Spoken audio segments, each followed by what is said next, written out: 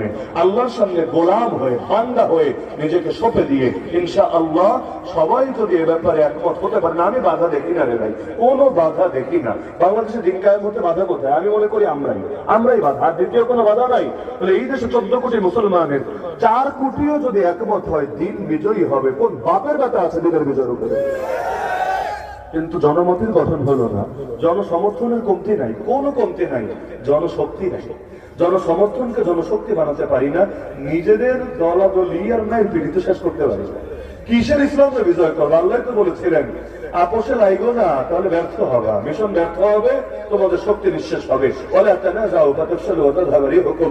আল্লাহ বলেছিলেন ইসলামের রশি ধরবে একসঙ্গে, কিন্তু আমরাই তো আমাদের দুশ্মন। আমরাই যদি আমাদের দুশ্মন হয়, আমাদের দমন করতে তো অন্য কেউ লাগবে না। আমাদের জাতীয় খেলা হাডুডু হাডুডু হাডুডু। আমাদের জাতীয় খেলা কি হাডুডু না? ক্রিকেট ফুটবল কিন্তু না। হাডুডু মানে কি? দোস্ত তোরে যদি চান্সে পাইছে আসার একটা বাইরে ছাড়বে। আমরা 10 জন মিলে ব্যথা পায়া হলো, তোরে কিন্তু আমি আটকায় ছাড়বো, তোরে আর ফিরে যেতে দেবো না। আমরা ওই জাতি, এই খেলা তো আর ব্রিটিশরা চাপায় দিয়া যায় নাই।